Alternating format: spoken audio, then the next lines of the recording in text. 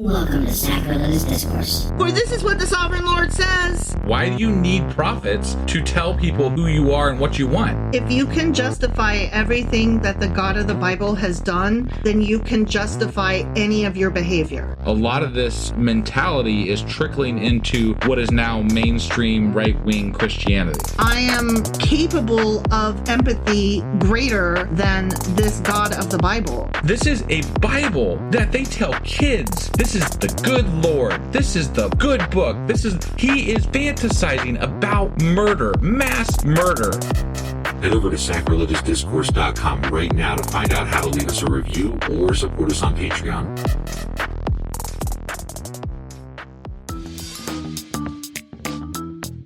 Hey there, sinners and saints. It's your favorite Bible-bashing duo from Sacrilegious Discourse, and we need your help. That's right, folks. We're raising funds for some heavenly equipment and a studio that doesn't sound like it's in the depths of hell. Our current setup, let's just say it's more apocalypse than audiophile. So if you want to hear us dissect the Bible without the background noise of demonic squirrels, chip in a few bucks. We're aiming for $5,000 to upgrade our audio and build a studio worthy of blasphemous banter.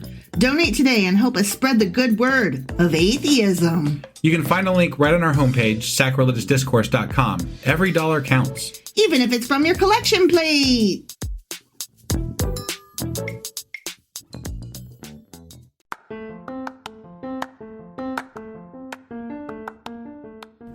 Welcome to Sacrilegious Discourse. I'm husband. And I'm wife. Together, we're reading the Bible for the very first time. We grew up without religion and wanted to know what all the fuss was about. Well, what have we learned so far? That God is a dick, and apparently some people believe in talking donkeys? We're not trying to pass ourselves off as experts. Nope, we're just reading the Bible for the first time and giving our first take reaction. If you'd like to join us in this venture, you might consider starting at episode 1. Otherwise, jump in wherever you like. All right, let's go read the Bible. Yeah, let's get to it. Husband. Wife. So how you been? Sick. How you been? Me too. Yeah. Yeah. We're still recovering a bit. Wife more than me. I had it first, and then wife got it, so. You gave it to me. Thanks. I did. Thanks for that, husband. Appreciate ya. Yeah. So it's been like over a week. Yes, it has. And we have to, I apologize. Totally. We can't help getting sick. It is what it is, you know? It's winter. It sucks that it's like right at the beginning of the new year. I just penciled in 6 months worth of episodes, and now I gotta use my giant magical eraser. Yeah. That's why I use pencil. But on the plus side, you like making lists of things. I really do. So, that works out, you know? It kind of does. Yeah. Before we get into things here, I do want to make an announcement. We were behind when we stopped doing episodes with regard to shouting out new patrons. We did. So we'll be doing those for a few days straight here. Yeah. Today, I would like to thank S. Murphy or... Smurfy, yeah, S. Murphy. Thank you, Smurfy, S. Murphy. And just say thank you so much. We cannot express how much it means to us whenever we get a new patron, and you guys are helping us out with keeping this thing alive. And when we go through times like this where we're down for a week, it's even more amazing that we still have you guys. It's just seriously, you guys are the best, and we love you. We feel super guilty when we have to not record because we want to give you material. Yeah. We owe you. You're supporting us. We want to give it to you. Right, exactly. So apologies and thank you thank you, much. S. Murphy. Thank you. Very much appreciate it.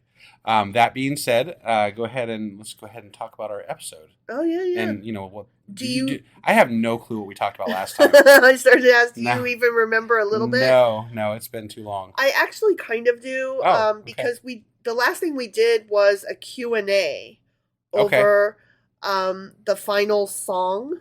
That's right. The servant song. Okay. And it was kind of what the fuck-ish. Sure. Do you remember that? We Only got vaguely. Into more of the controversy about who the suffering servant is. Right. And is it Jesus? It's not. It's totally not.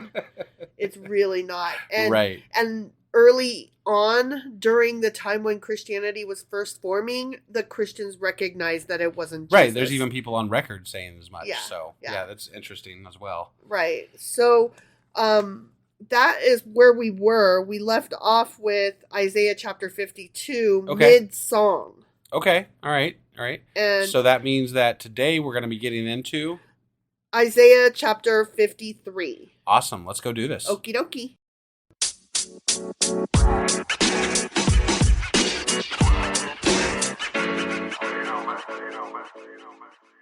All right, so we are going to get into Isaiah chapter 53, Okay. which means that we're finishing up that fourth song Gotcha. of the suffering servant.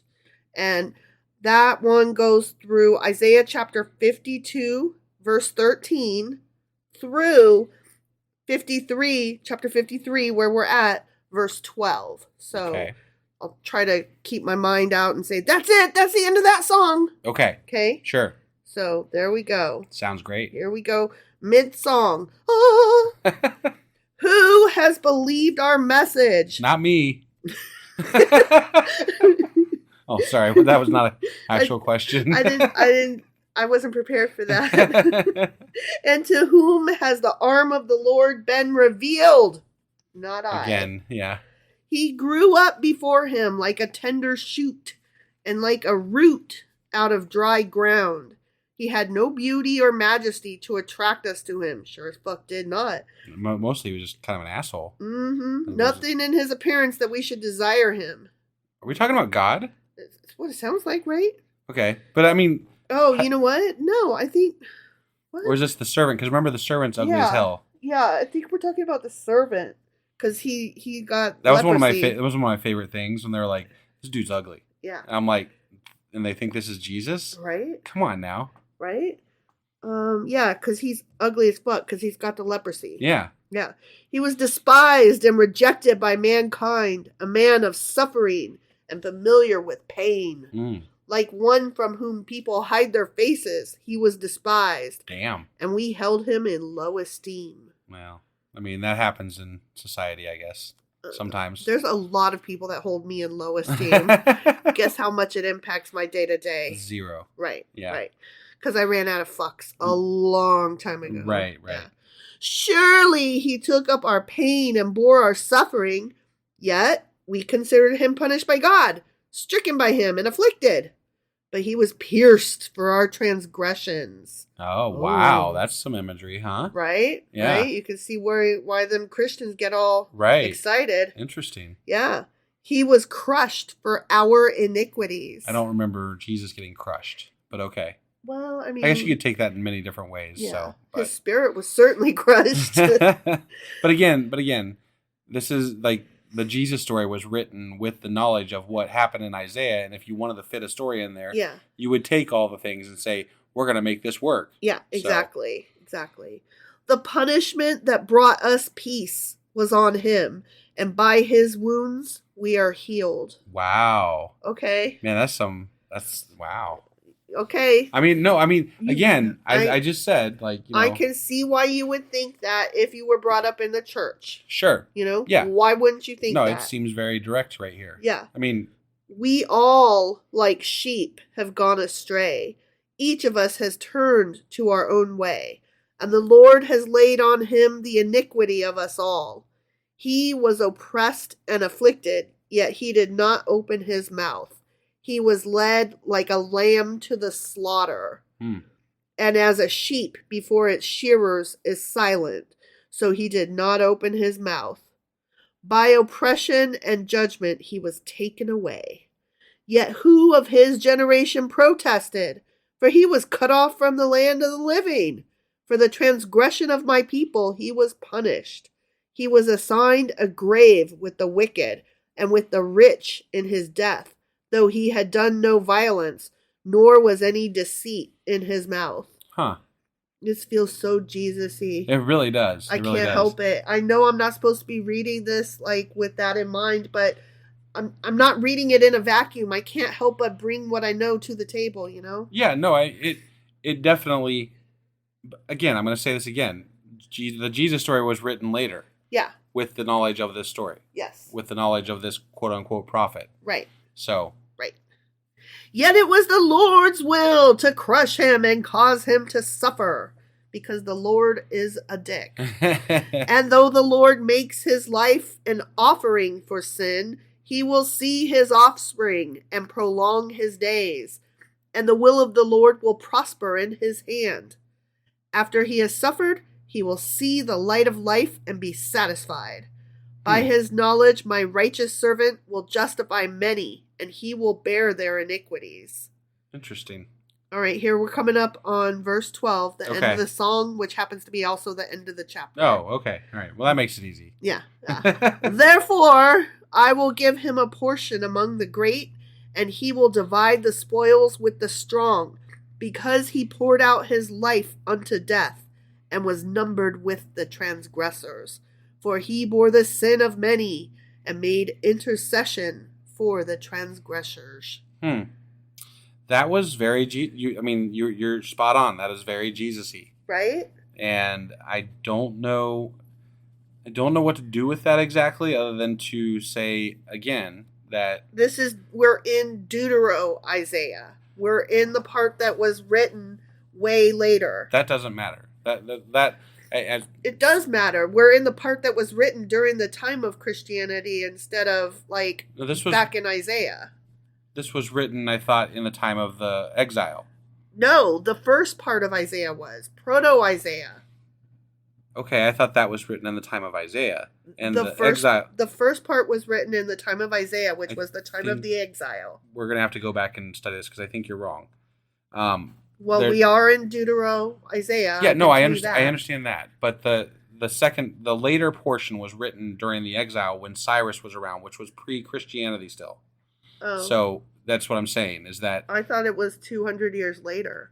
it was, but it's not Christianity yet. Oh, okay, I see what you're saying. Sorry. Yeah, so what I'm saying is that this was written pre-Christianity. Okay. And we have to keep that in mind as we're reading this, because the Christians took a lot of these messages and put them into the New Testament. Okay. And so they stole this story and made it their own. They made this the Christ story because it was a very convenient story to make their own. Got it.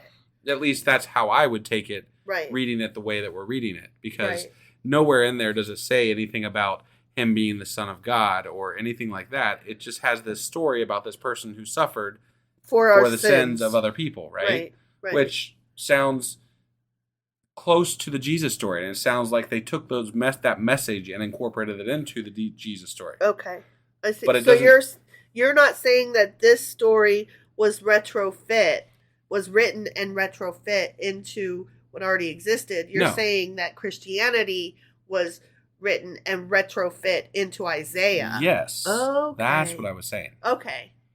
Yeah. Sorry, it's been a minute.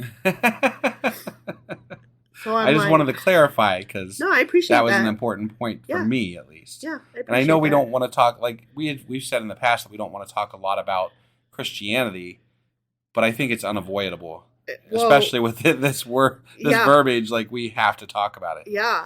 So, and we don't know enough to speak intelligently about it. Yeah, we don't know enough to speak intelligently about it, and yet, even so, it's still striking us as, oh shit.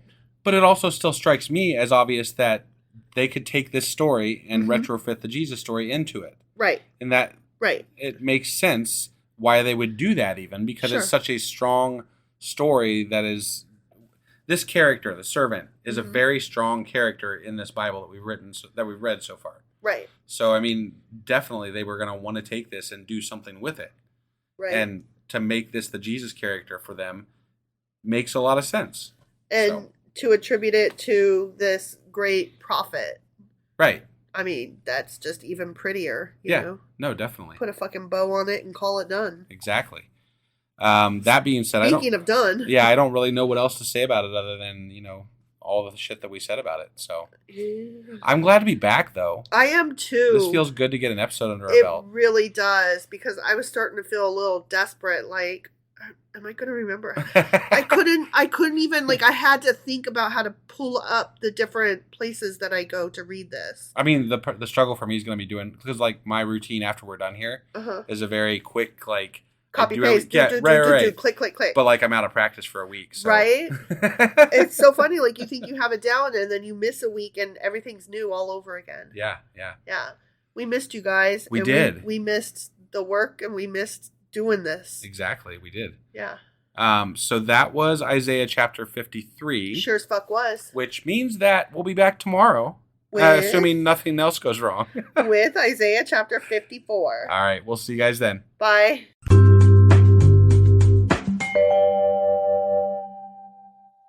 Husband. Wife. Do you remember what happened yesterday and where Jesus. the hell we are today? Jesus. Jesus Or, Christ. well, not Jesus, but, Right, the, what's it, the servant. The suffering servant. Servant song. The song of suffering. Right. Yeah. That guy. Serve me a song of slice of... And they're going to pierce him, and he's going to do Jesus-y things. Oh my God. But he's not Jesus, because... No. You're right. Whatever. You're right. Yeah. Yeah. So that happened. That happened. And no more songs. No more songs in Isaiah. Right. That we know of, at least right now. That's true. They sneak up on you. Fucking songs in the Bible. Right? Yeah. Ooh. So that was Isaiah chapter 53. Sure as fuck was. Which means that today we're getting into... Isaiah chapter 54. Okay, and before we get into this, I do have another shout out. You do? Because we were woefully behind. Yeah, and since we're coming back full force now, we're back. We're ready to back, do this baby. shit. We're doing shout outs. Shout out. So we just want to thank a new patron, Kevin P. Okay, Kevin P., thank you. Yeah. Thank you very much. Thank you so much for becoming a patron. We really, really, really appreciate you guys. I can't express how much we really need this help and appreciate it every time we see it, because it really does pay for what we're doing and it validates what we're doing. So It really feels good every time we get a new patron. It feels good on a personal level. So thank you so much, Kevin, for becoming a patron. And we look forward to seeing you around. Very much. That being said, are you ready to go ahead and get into this chapter? I am. Which is chapter 54, right? Yes. Let's do it. Okie dokie.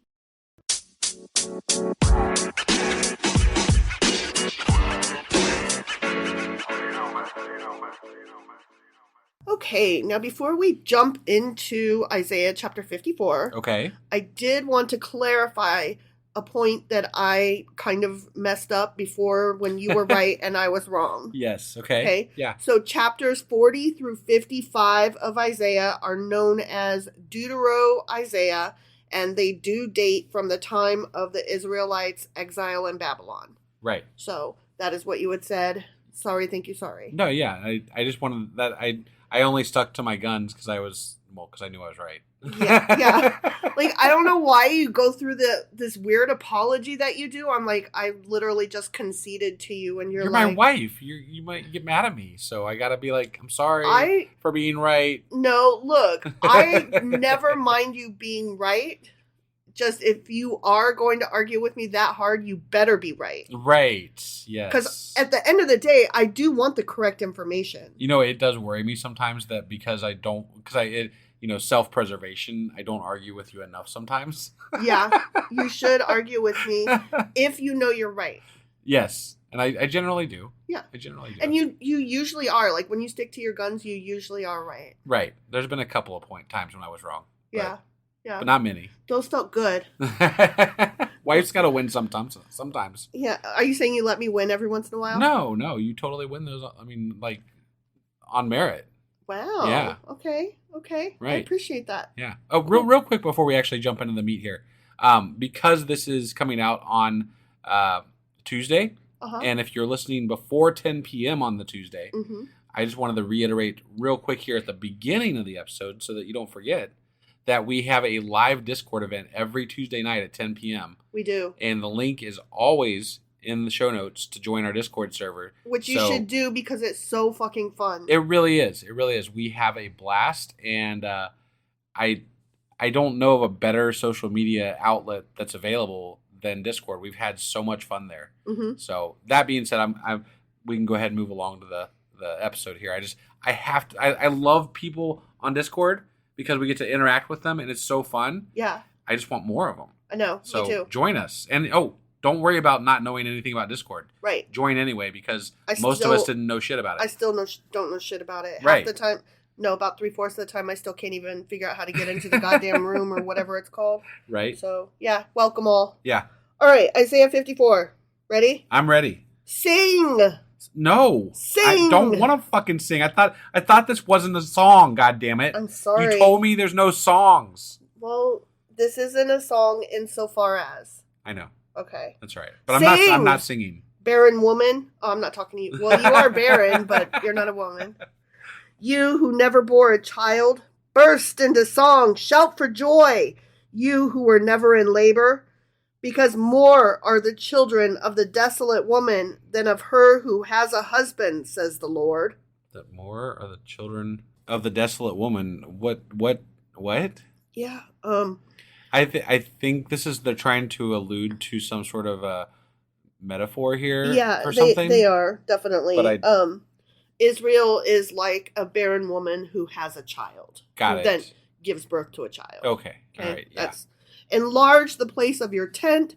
Stretch your tent curtains wide. Do not hold back.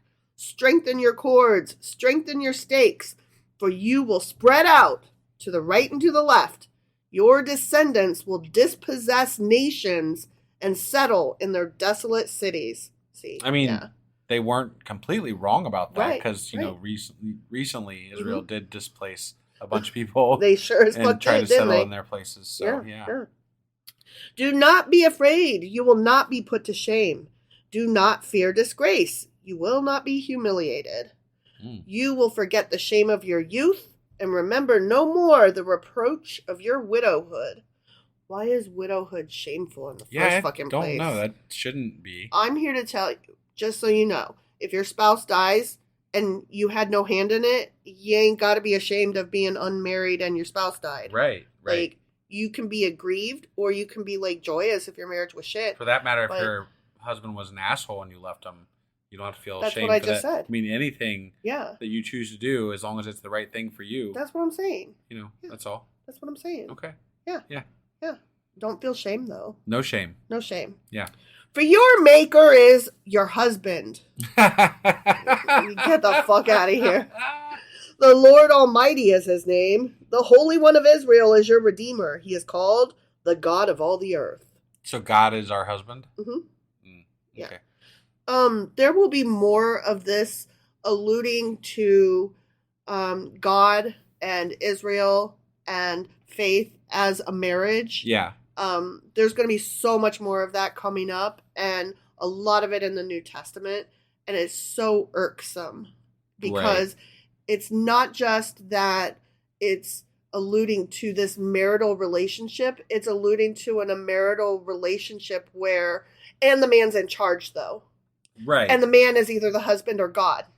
Yeah. Like, period, and the end. they're interchangeable when it comes to, as far as how church leaders generally treat it in their speeches and stuff. Like, at any given moment, the husband is either the actual husband, the church, or God. And it really doesn't matter. It doesn't matter to the because Bible. If you're a woman, you fucked. Right. You are so fucked. Right. Like, you have nothing.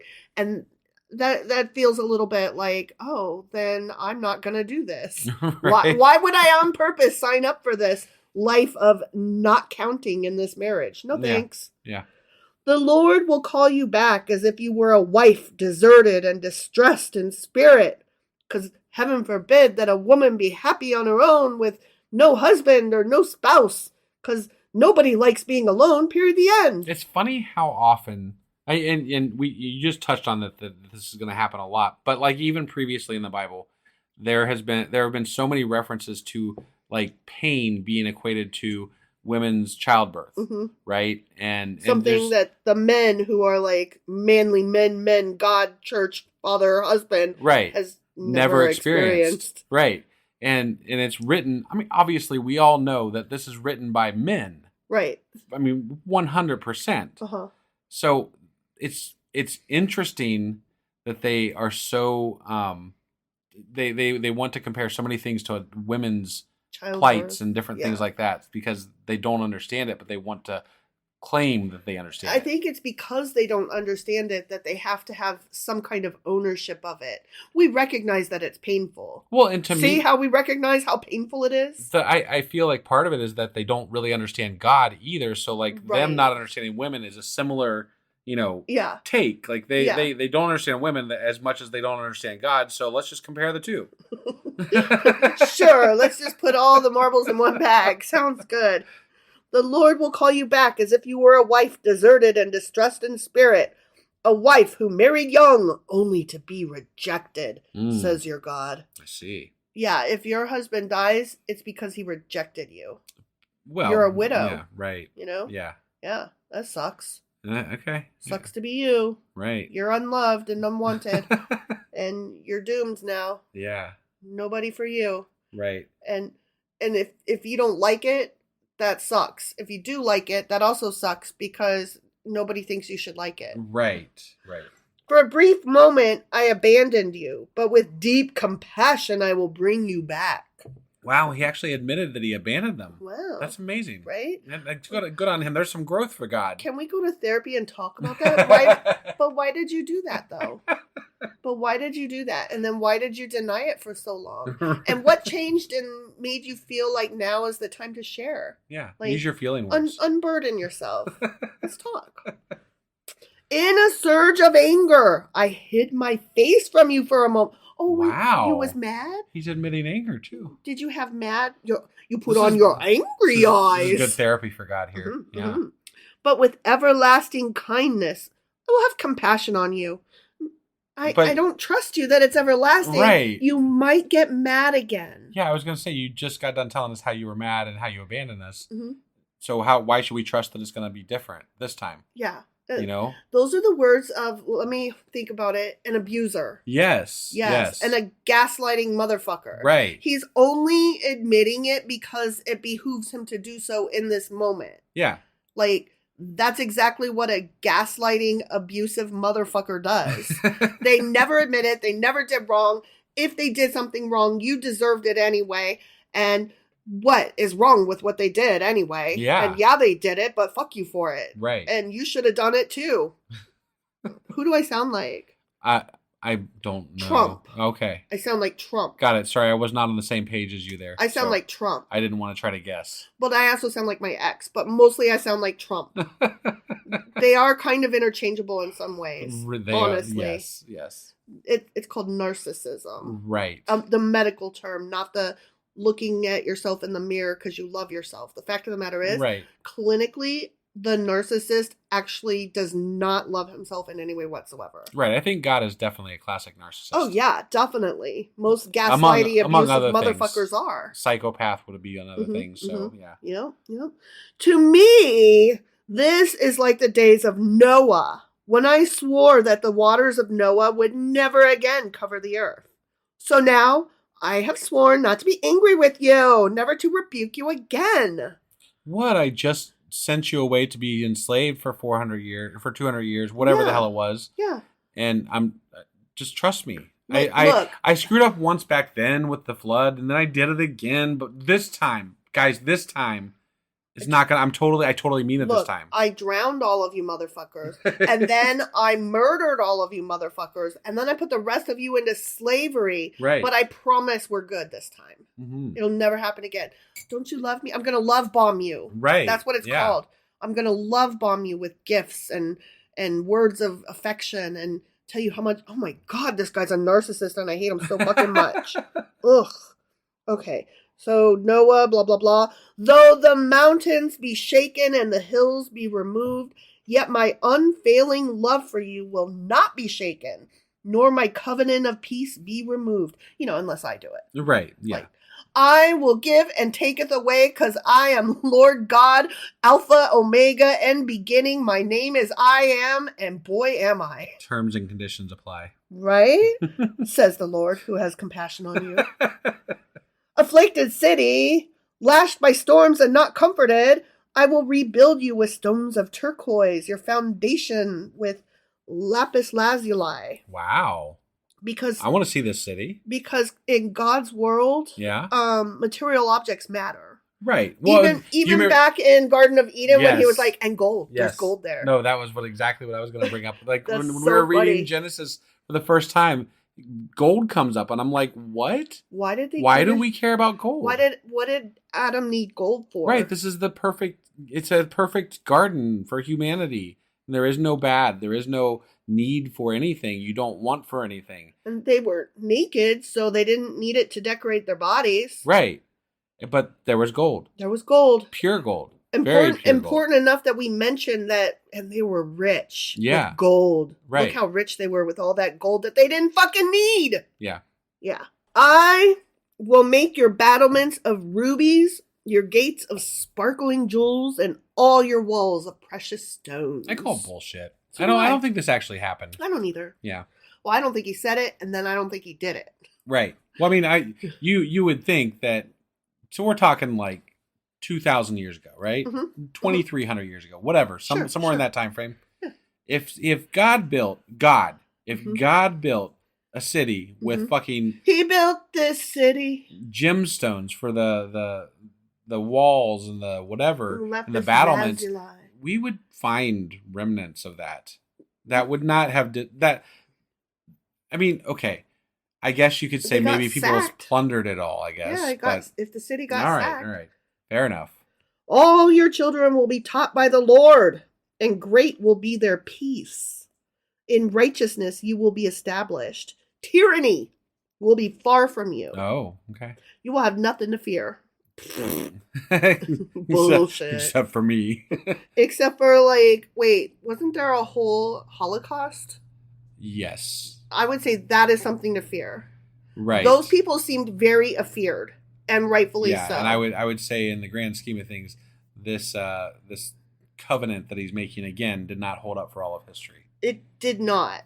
And I think that it's bullshit that he says these things when we know what happened later. Right. Like, to me, that hurts my feelings on Well, behalf of the Jewish people. we know reading this, he's a fucking liar. Right. You lied. You lied just now. Yeah. That is incorrect. Because you know how we know that you are a liar? Because you know everything. Right. And so, since you know everything, what you are saying here is false. And since you know it's false, because you do know everything per your own words, Yeah. you're a liar. Right. Either that, or you don't know everything and you're stupid. Right. And you're just as clueless as we are. So Yeah. which is it? Are you a liar or are you stupid? Right. I mean, it's I don't have an answer. non-existent. Yeah, for non-existent sure. is definitely the one. Which means that man did it, which means stupid. Yes. And liar, but Correct. mostly stupid. I mean, you can't lie about what you don't actually know. Oh, no, but they lied a lot by saying God wrote it. Sure. Yes, that is true. And they just lied a bunch of other times too. Yeah. I just know they did. No, because humans lie. Right. But yeah, man is stupid. Yes. Terror will be far removed. It will not come near you, except in the Holocaust later. If anyone does attack you, it'll not be my doing. Whoever attacks you will surrender to you. Did that happen? No. I don't think that No, happened. that did not happen. See, it is I who created the blacksmith who fans the coals into the flame and forges a weapon fit for its work. Okay. And it is I who have created the destroyer to wreak havoc. No weapon forged against you will prevail, and you will refute every tongue that accuses you. This is the heritage of the servants of the Lord, and this is their vindication from me, declares the Lord. The end. I see.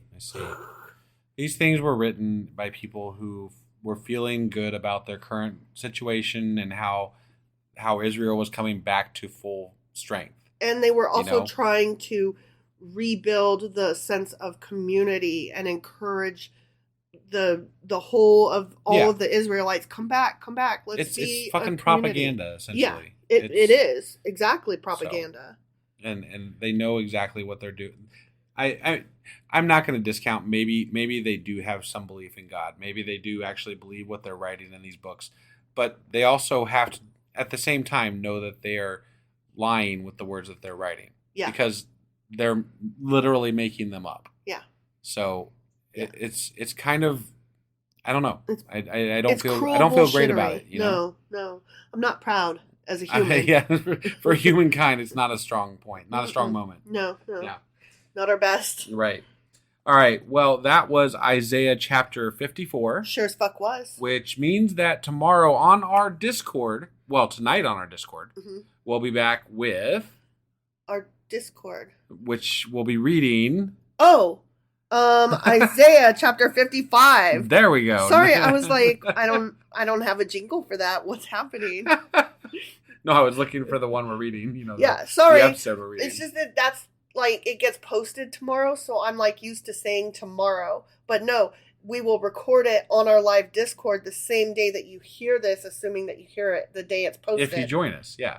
Right. Yeah, it'll be tonight if you join us. It'll be tomorrow if you don't. And that episode will be chapter 55. Yeah.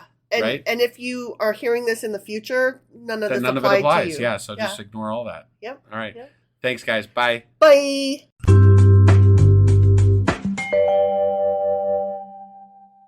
Husband! Wife! Do you remember where the hell we are? Well, no.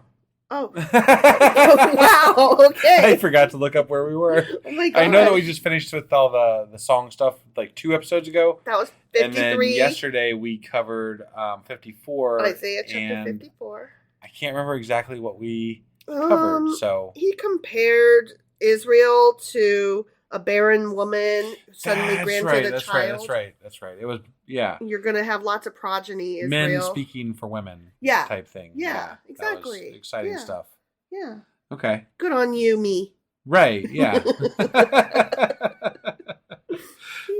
So that was Isaiah chapter 54. Sure as fuck was. Which means that today we're going to be getting into... Isaiah chapter 55. And before we get into that, we do have one more shout out to do for a Patreon that we just picked up. We did. We do. We do. Yeah. So I want to say thank you to Alan D. Alan D for D's nuts. Jesus Christ. Thank you, Alan D. I'm sorry, I'm not responsible for wife, but thank you so much, Alan, for becoming a patron, and we so much appreciate the support and help that you're giving us for this podcast.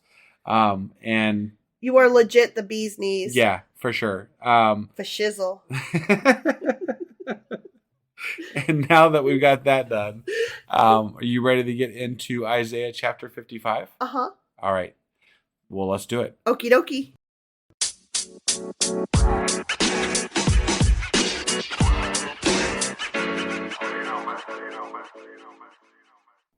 All right, here we are hopping into Isaiah chapter 55. Okay. Come, all you who are thirsty, come to the waters. Yeah.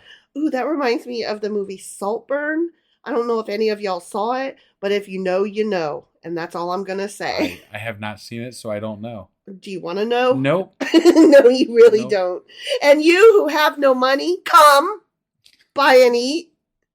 Come, buy wine and milk without money and without cost. What? I'm just reading the Bible. Is that what you're doing? Yeah. Why spend money on what is not bread and your labor on what does not satisfy? Listen to me. Okay. And eat what is good, and you will delight in the richest fare. Give ear and come to me. Listen, that you may live. I will make an everlasting covenant with you. My faithful love promised to David. Whoa, so nice. David, that's a throwback. Well, I mean, we've talked about David on and off. I know, it's just and like it's always the line of David or whatever. I know, but it's always like, whoa, I forgot about him. Yeah. You know, like, we are that whole David guy. Right, yeah. right. See, I have made him a witness to the peoples, a ruler and commander of the peoples. Wait, who? The beautiful people. The servant or the... No, we're done David with that servant. Or what? Who are we talking about here? His faithful love promised to David, and he made him a witness to the peoples, a ruler and commander of the peoples. David? Sure. Okay. I don't fucking know. It's confusing. Listen, that you may live. Yeah, I mean, it sounds like he's talking about David. He's like, look what I did for David and all y'all. Okay. That's my guess. I don't know. Got it. It is rather questionable writing. Yeah. As we've mentioned before. Sure. Surely you will summon nations you know not, and nations you do not know will come running to you. Okay. Because of the Lord your God, the Holy One of Israel, for he has endowed you with splendor. Is that what he endowed us with? That's what we got. Okay. We are endowed. Got it. And that's why nations are going to come running and if you saw Saltburn, you know. Somebody was endowed. There was a naked dance at the end. Oh my Lord. That person was endowed. That's all I'm saying. Okay. Seek the Lord while he may be found. Not while he won't be found. Right. Yeah, don't seek him when he can't be found. Right. Call on him while he is near. Okay. Let me know when that happens. Yeah. I don't want to waste my time. Let the wicked forsake their ways and the unrighteous their thoughts. Let them turn to the Lord, and he will have mercy on them, and to our God, for he will freely pardon. For my thoughts are not your thoughts, neither are your ways my ways, declares the Lord. So he's talking to all these people coming from other nations. Yeah. And he's like, y'all don't know what the fuck, and that's okay. And he's going to pardon them, apparently. Yeah. Okay. I forgive you your stupidness for not being here and knowing. Right. Yeah. As the heavens are higher than the earth, so are my ways higher than your ways, you fucking dumbasses. And my thoughts than your thoughts, because I'm awesome and you suck. Right? Well, I'm God. I'm the best. Right. He's the Alpha and the Omega. And they are worms. They're worms. Listen, you mountain. They might be worse than worms because they're not necessarily. They're not he's not talking about the Israelites. That's right. They're not even worms. They're more like those like lice. They're lice. Yeah, there you go. They're bed bugs. Right. Ooh. Yeah. As the rain and the snow come down from heaven and do not return to it without watering the earth and making it bud and flourish. Wait a minute. Hold on. They know the water cycle back then. That's what that's telling me. Sure. They're saying the rain and snow come down from heaven, and before the water goes back up, it first waters the earth and makes it bud and flourish. And it yields seed for the sower and bread for the eater. Wow, I did not know that they understood the water cycle. Well, I mean, I feel like that's an easy one to understand because, like, on a really hot day, when there's a puddle, it dries up. Like, it's just a thing that dries up, right? Yeah, but to put it together that and where that water went is not just disappeared and cooked in the sun, but that it actually was absorbed back into the atmosphere. Sure. I'm sorry, that is a feat of knowledge that I would not have granted to these dum-dums. Got it. So I'm just a little impressed, that's all. Sure. Anyways, bread for the eater. So is my word that goes out from my mouth. So his words are like rain coming down on you and giving you stuff. Feed us all, and then it's going to go back up to heaven? Yeah. Okay. It will not return to me empty, but will accomplish what I desire and achieve the purpose for which I sent it. See? Okay. That was a nice analogy, actually. It was. I will accept that. Yeah. Not the words themselves, but the analogy was poetic and nice. Sure. I will allow it. Sure. You will go out in joy and be led forth in peace. The mountains and hills will burst into song before you. The hills are alive with the sound of Griswold.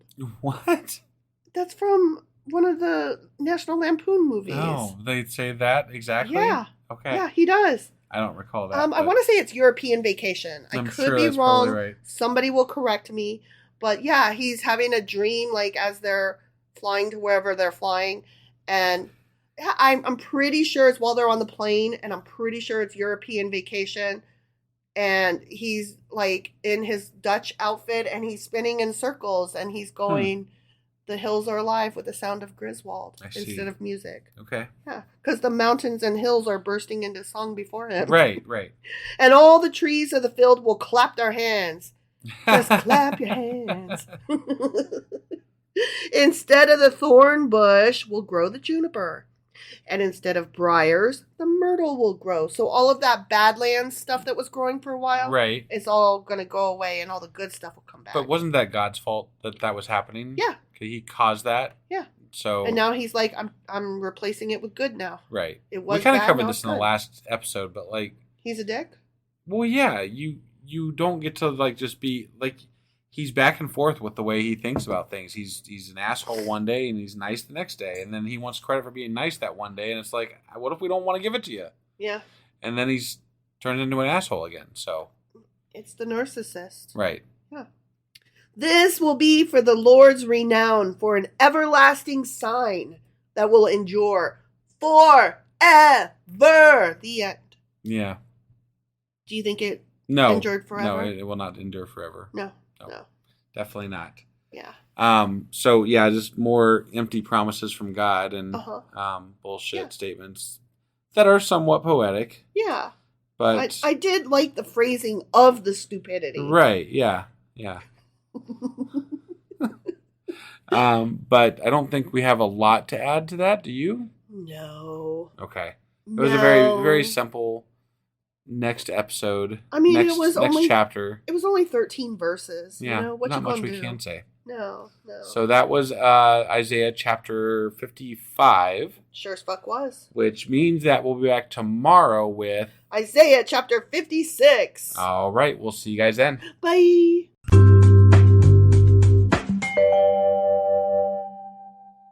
Husband. Wife. Do you remember where the hell we are and what happened? Well, God had a bunch of people coming to him.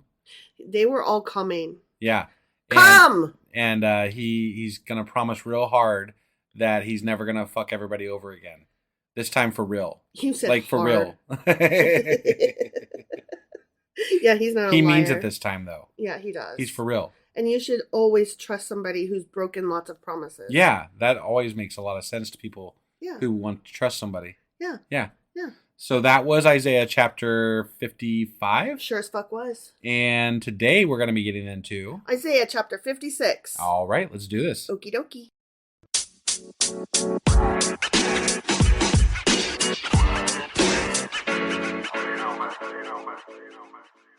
Okay, so here we are hopping into Isaiah chapter 56. Okay. This is what the Lord says. Is it? It is. Ready? I'm ready. Okay. Maintain justice and do what is right. Sounds like a plan. For my salvation is close at hand, and my righteousness will soon be revealed. He's promising us it's close. Mhm, You just gotta. It's right there, guys. Yeah. Just hang on. My righteousness will soon be. It has not been revealed not up revealed. until now. Yeah. You have not seen my righteousness. Correct, but soon, any So- day now. So, husband, you and I were not wrong when we said God is not a righteous dude. Right, because he was not. He hasn't revealed it yet. Yeah. Right. So up until now, when we were like, he's such a dick, we were actually right. Right, because he just hasn't been righteous yet. Yeah. So that's the problem. It's coming soon, though. Right, just trust him. Mm-hmm. Yeah. Blessed is the one who does this, the person who holds it fast, who keeps the Sabbath without desecrating it, and keeps their hands from doing any evil. What? Define evil for me, though. What exactly does evil mean? I bet it has to do with gayosity. You think so? Oh, yeah. Like, I mean, everybody hates the gays, and they shouldn't. look, we all know the big points of evil. Don't murder people. Right. Don't rape. Things like that. Mm-hmm. But murder and rape has run rampant through the Bible, though. So, yeah. Are those things that we all agree are evil? I'm just saying that from what we've read, even in the Bible, the idea of what is evil is questionable in my mind. That's what I just said. And I don't really know how to take that exactly. Don't be evil, and it's like I hope that whatever I'm doing or not doing lives by your definition. Right, today. Maybe not tomorrow. Because only you get to decide what's evil, and you are a persnickety fuck. Only you can prevent God's wrath. Right. Not forest fires. No. Right. Yeah. I followed you. I just was making sure. I just didn't think it was I realized that funny. it was vague. Yeah, I'm sorry. I apologize for being dumb. I wasn't calling you dumb. Holy shit, that escalated quickly. Let no foreigner who is bound to the Lord say, the Lord will surely exclude me from his people. But haven't they said that before? Yeah. I mean, like... literally, 2 chapters ago or something. Well, no, but I mean, early on, during Moses' time, they didn't accept people from outside, and all of a sudden, now we're accepting people from outside. Now we're accepting people from outside. Okay. But also, yes, just a few chapters ago, they were like, I feel like you divorced me, God. And so God is, reminding people who might feel that way, no, I didn't. Right. And, don't feel like you're going to be excluded just because you're not part of my people. Yeah. Right. Well, he's kind of fucked over his people so often at this point. Yeah. They've been scattered to the winds, so who knows who is his people and who isn't his people True. anymore. True. You know, they could be the foreigners at this point because they've been so intermixed over all kinds of different areas because he has thrown them to the winds 500 different times. Like kisses in the wind. Something like that, yeah. Blowing kisses in the wind. You know, Paula Abdul. Yes, I am aware of the song, yes. And let no eunuch complain, I'm only a dry tree. Okay, I have a thing to say about this. I know. What? So, our translation says eunuch. Yes. But other translations, like the King James version, says outcast. Okay. So, eunuchs are outcasts. And I don't know if you recall early in Leviticus, eunuchs were not allowed to partake of any of the... Yeah, they couldn't participate in the ceremonies and stuff like the that. ceremonial stuff, because they're eunuchs, and if your wiener ain't intact fully, except only partially... Right. Fully, but minus the foreskin. Like, you have to have your dick, but only part of your dick. Okay. Your dick's got to be just right. Just right. Yeah. Yeah. Neither missing nor overly full. You gotta have the Goldilocks dick. Yeah, the Goldilocks dick. Right. In that particular case, then you can partake of the ceremonies. Otherwise, no. Got it. And so they're like, womp womp, I am not allowed to partake of the ceremonies. So also because I'm a eunuch, I cannot have children. Sure. Right? And so that's what it means to be a dry tree. Like I'm like, the branches are withering. I'm not going to have any offspring. Because you can't enjoy life unless you have children, apparently. You have to be able to fuck. Got it. Yeah. Okay. You have to be able to fuck. Moreover, you have to be able to fuck women because you're a man. And men can only fuck women. Look, I'm not saying that sex isn't enjoyable, but I'm just saying, like, to base your entire being on sex and to make that all that a person is. What else is there? Is kind of shit. What else is there? There's only sex. Didn't you know that? There's a lot more than sex. Oh, okay. Just saying. Okay. That might be true. Right. That might actually... You know what else there is? There's stickers. There are stickers, yeah. I fucking love stickers. And also Sharpies. Oh my God. And you know what? My Afghan. I love Afghans. Right. Yeah. Right. There are things besides sex. Oh my God, there's books. I love reading books. Books are pretty cool. You know what else is really cool? What is? TV shows. Like binging TV shows. Sure. Like I love... whether you're with me or not, I prefer you to be with me, but even if you're not with me, I fucking love binging a good TV show. Right. I fucking love binging a mediocre TV show. How about that? You sure do. Yeah. You sure do. Yeah. So yeah, you're right. There are things besides sex. These people should get a fucking clue. And a Netflix account. Yeah. Yeah. Exactly. Right. Anyway, eunuchs are dry trees. Okay. Okay. Uh-huh. But for this is what the Lord says to the eunuchs, aka outcasts. Right. Okay. Yeah. To the eunuchs who keep my Sabbaths, who choose what pleases me and hold fast to my covenant, to them I will give within my temple and its walls a memorial and a name better than sons and daughters. Huh. So my name in your mouth is better than having kids. Is what he's saying. Yeah. Yeah. You just need God. Yeah. That's all. You don't need children. I mean, have children, but God's better. Yeah. So, yeah. Deal with it. He's basically like giving him a consolation prize. Well, you don't get to have kids, but you do get to have this fancy certificate in the Dollar Tree frame that has my name on it. Right. My name on it. Yeah. Not your name, my name. I did personally autograph this picture of me, which you may have. Right. Yeah. I will give them an everlasting name that will endure forever, and foreigners who bind themselves to the Lord to minister to him, to love the name of the Lord, and to be his servants, all who keep the Sabbath without desecrating it, and who hold fast to my covenant, these I will bring to my holy mountain and give them joy in my house of prayer. Yeah. Okay. See? So you still get to go to heaven. Wait, so eunuchs now get to go to the house of prayer and like they get to participate. And well, foreigners. he's saying his house of prayer. Okay. So I think that's separate from the house of prayer. I think he's saying you can still go to heaven even though you're missing your dick. Oh, okay. That's what I think he's saying. All right. I could be wrong. Whatever heaven means in the OT. Yeah. Right. Yeah. Okay. He's saying you can still call yourself part of my crew. Sure. You just, you have to stand in the back. He's become more accepting. With Even regard, as he's become more of a dick. Well, yeah. What I meant is he seems to be accepting people from other walks of life that he didn't earlier in the Bible when we were reading it. It's almost like as the politics of the times change. Yeah. That he they changes. adapt. Right. Yeah. Yeah. It's almost It's like interesting. that, right? Yeah. Yeah.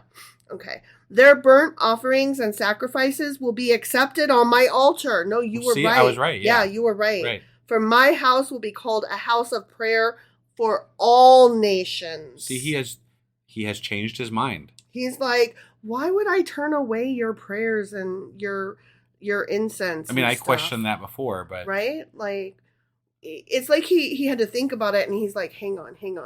I'm cutting off my own nose to spite my face. It's like society thought of it. And they're like, Right. hey, you know what? These fuckers give us money to sacrifice shit. Uh-huh. So if we let them all do it, they'll give us more money. They're begging us to be allowed to give us shit. Right. We will magnanimously say yes, and we will allow you pieces of shit, you worms, if you will, Right. to give us stuff. Yeah. Yeah. And that's so nice of them. But it's for God. Mm-hmm. Oh, yeah. That's what I meant. Obviously, it's not for the priests that are taking it. Right. They're going to obviously give that to God. Somebody's got to pay the electric bill. Yeah. Right. Somebody's got to keep the lights on. Totally. Yeah. The sovereign Lord declares, he who gathers the exiles of Israel, I will gather still others to them besides those already gathered. So he's spreading out. He's going to bring more. Yeah. There's going to be the exiles, whoever's gathering those guys. There's going to be more. Yeah. They're going to keep coming. Come. Come, actually, is the next line. Yeah, nice. That's funny because I wasn't looking down when right. I said my come. Come, all you beasts of the field. Come and Did devour. You say beasts of the field? Beasties. Okay, yeah. all right. All you beasts of the forest. So beasts of the field and beasts of the forest. Yeah. Israel's watchmen are blind. They all lack knowledge. They are all mute dogs. They cannot bark. They lie around and dream. They love to sleep. Wait, what? They are dogs with mighty appetites. They never have enough. I don't know. We made a drastic turn here to something. Who are Israel's watchmen and why is he knocking them? Right. They are shepherds who lack understanding. They all turn to their own way. They seek their own gain. Come, each one cries, let me get wine. Let us drink our fill of beer, and tomorrow will be like today, or even far better. The end. Oh, okay. Like, okay, well, we were welcoming everybody in, and then all of a sudden we're like, and the Watchmen suck, guys. Maybe he's saying like, I am God, and I am telling you to let these exiles in, even though. And they're not paying attention. Yeah, even though the Watchmen are like saying no, exiles get out. I mean, that's the only thing I can think that makes sense, but I feel like that one's going to need some clarification. Me too. Because I don't understand that. It was like a complete change of what we were talking about, just out of the blue. Out of the blue, yeah. So I agree. That was really weird. It was weird. But I will try to dig into that. Find some explanation. Okay. What the fuck did you mean by that, God? Right, yeah, I'm confused. Mm-hmm. So anyway, that was Isaiah chapter 56. Sure as fuck was. Which means that tomorrow we will be back with Isaiah chapter 57. All right, we'll see you guys then. Bye.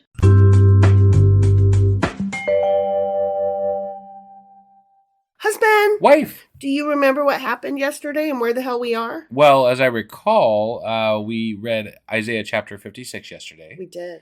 And in that chapter, I believe God was pretty nice and just talking about shit until he got to the Watchmen at the end. Mm-hmm. And then he was like, y'all. They suck. Yeah. They aren't on guard. They're doing shitty. Yeah. Watch them, Watchmen. And he's like, welcome outcasts and eunuchs and get in here. Right, yeah. It was like this more inclusive version of Yahweh that we hadn't really, that we're just now starting to experience. Right. Like, it's still, fucking all over the place with regard to whether he's going to redeem people or kill them. But, he's being more inclusive with more people. Mm-hmm. So there's that, I guess. Right. So still kind of. Yeah. But that was Isaiah chapter 56. It was. Which means that today we're reading Isaiah chapter 57. All right, let's do this. Okie dokie.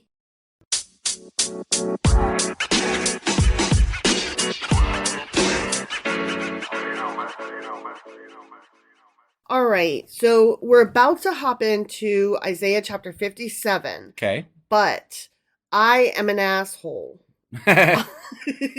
I forgot to mention something yesterday, which is actually very important. Oh, okay. Yeah. Chapter 56 from yesterday. Yeah, the one we just read. Mm-hmm. Yeah. Is the first chapter of the final section of the book of Isaiah. Oh, I see. Often referred to as Trito Isaiah. Okay. Okay. And what is there something in particular that sets this apart or that's different about it? It's either written by a different author or at a different time or both. Okay. I'm not sure. Right. So, but yes, but it is. something separates it, which Yes. we might get into more in our Q&A possibly. Yeah, I'm gonna definitely Since we didn't prep real well for that. Right. Yeah, I meant to say it yesterday. It's in my notes. I just somehow got distracted and well, you know how I am. Sure. Yeah. But yeah, so I'm an asshole. That's my bad. I take that. Okay. Oops. All right. Okay. Yeah. So we are in the end bits now of Isaiah. I mean, awesome. Right? Yeah. I'm so sick of him. Seriously. All right, ready? Proto, Deutero, and Trito. all. And Trito and all. Yeah. The righteous perish.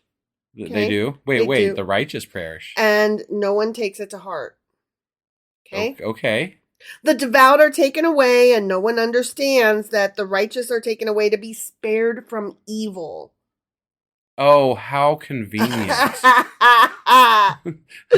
They didn't die because they were unlucky. They died because we're sparing them. Yeah. The reason that you lost somebody, don't mourn them. They had to die because you suck. Right. They were actually righteous. It's all okay. It's all okay. It's okay. They're spared now. Yeah. They're in that wonderful place. You know the wonderful place? No, I don't. I don't know the wonderful place. No. Do you know the wonderful place? I also do not know that wonderful place. I don't either. I'm sure that religious people would be like, and there's a reason for that. But because people die, people want to believe in it real bad. I know. It's true. Yeah. I mean, okay, let's be fair for a minute. Sure. Who doesn't want to believe in their deepest heart of hearts that their loved ones, if they are in some kind of afterlife, are still somewhere and are happy? Sure. It's a beautiful, wonderful, poetic thought that you could have in your head. It is. I mean, when you think of your grandmother, is it more comforting to think of her as dead, gone forever, just rotting body in the dirt? Or is it, sometimes does it enter your head, well, if there is a heaven, I do hope she's up there? That actually never, and I'm being honest here, that never crosses my mind. What I think of when I think of my grandparents in general that have passed away, I think of the things that I loved about them and what they, like, what I miss about them and how we interacted and the things about them that really, shined. Like, I mean, like one of my grandpas would take us canoeing, and I really miss that. And he said good night a lot, like not good night, like good night, like as a cuss word, you know? And I love that. Like, I mean, those are the things I miss, And my grandma, I mean, she cooked. Holy shit, she cooked. It was great. It was so good. Always good. I mean, I don't know. And I could go on all day. But like, it's the things I remember about people that make them still there for me. They're viscerally there in my memories. And I don't need anything more than that. I'm happy to remember them for who they were and how they affected my life. Well, what if you lost a child? Again, I hope that I would have the strength to remember them for who they were and how they affected my life. I want to remember the things that were positive, that were good, that were meaningful. Those are the things that I want to remember. And again, as you said, it's very easy to want to have them be somewhere else that is wonderful and good, right? To still be, and then for that being to be good. Right. But the truth of the matter is, the only thing that I really know, the only thing I can viscerally hold on to is the fact that they lived at some point and I knew them and they were a good person to me and they affected my life. That's the only part that I know, and that's the only part that I truly, truly care about, because it's the only part that makes an impact on my life, that Right. changes who I am. That part where they were alive, that part where they lived, that was the part that made me somebody different, that affected my life, that made me who I am. Got it. So, all right. Well, I was just saying, like, I could see how people would find it comforting, though. and again, I don't disparage that. I understand that want, that need to have them be somewhere else, somewhere still able to be thought of, still able to be maybe see what you're doing. You know, you want that. You don't want your loved ones to go away ever. But I feel like the stronger way to remember somebody is for who they were and how they affected you. That to me is the real remembering, the real living on forever, the real, like, if you tell a story to somebody about this person, that story continues, you know, just Right. tell the story. Right. You really want them to live on. Right. So I will say that when I think of people who have been close to me that have died, I generally don't think of the afterlife either, because most of the people that have been close to me that have died have not been like super, super close. sure. Like, I'm sad that they died, and that's pretty much as far as my thinking of their death goes, so much as that, kind of like you, I think just of the person. You say that in a way that seems to leave open the idea that if somebody was closer to you, you'd want to believe differently. No, I'm saying that because I can't speak to that with experience. Okay. All right. It's not a desire. It's I don't know how I will feel if somebody super, super close to me were to pass away. I don't know how I think I would probably still just think of the person. I would like to think that, but Sure. I've not experienced that kind of loss that Right. I can recall, you know? Sure. I mean, I have miscarried, and toward that end, I guess that's something I could speak to, but I don't think of that as an afterlife. I don't think of, I don't know. I mean, I flat out don't believe in the afterlife. Right. And so that's not something that enters my brain. Right. And I have the advantage of never really having believed in an afterlife, other than maybe a childhood fantasy. Right. You know, like, that was the extent of my belief in an afterlife, was something that I heard from other people when I was much, much younger. But as an adult, and as a young adult, I've never entertained that as a real possibility. I didn't know it to be. Like, I didn't know about it. So Right. It wouldn't have been something that I thought about as somebody who was younger. And by the time it was introduced to me as even an idea, it was too late for that to take hold. Sure. Because it sounds silly. Right, right. So I don't mean that in a mean way. Like, Right. I don't begrudge anybody for feeling that way about their loved ones, because it is a beautiful thought. I don't have the room in my brain to accept that or allow for that, because it's just not something that exists in my brain. Right. I've never known that idea that they're somewhere else, and I honestly don't think, having not grown up with that idea implanted in my brain, I don't know that I could really wrap my head around it. You know, like, it doesn't really hold a lot of meaning or sense to me. I think the reason that I even am talking about this topic is because I am speaking from the outside, in that I was never introduced to the notion of an afterlife until I was a teenager, and by then it was kind of too late. Right. And, you know, the second point being that I haven't lost somebody that I was close to on a regular basis to miss them enough to want that to be a thing. So between those 2 points, I feel very much like I don't know that I can properly comment on it, because I don't have that experience that you with your grandparents, or you growing up in a religious community, might have. Like, I don't have either of those points. I feel like, knowing you and I'm sorry we're going off on a tangent here. No, that's what But, the show's about, right? I feel like knowing you that you don't believe in God, you don't believe in an afterlife, I feel like your rationality would win out in the end, and you would not think of, someone you loved that was close to you in the afterlife. It would just, I don't feel like there's a need for it. I don't Right. understand the need for it, honestly. Yeah. Because really what afterlife is you remember you most of the time what I hear from people when they speak of the afterlife, they're speaking of their loved one as they remember them still, but in another place. Waiting to hug you when you get there. Right. Like, that's like when my mom talks about the afterlife, she always talks about people that she loves and misses, her parents, and how she can't wait to see them. Yeah. And I'm like, I don't understand that concept. Yeah. Like, I don't understand. I can't wait to see them. Well, and because we can't allow for growth in another place that we know nothing about, those people that are quote unquote in heaven or whatever, they never grow. It's the same person you knew when they were alive. Right. Always. Whenever anybody is speaking about that person, it's always the same person. So the memories that you hold of that person are just as effective, in my opinion, as the idea of heaven. You know what that concept reminds me of? The Disney, this is way off on a tangent, the Disney movie Sleeping Beauty, where the baby is hidden away, Aurora is hidden away in a cottage in the woods with the three fairies, right? Mm-hmm.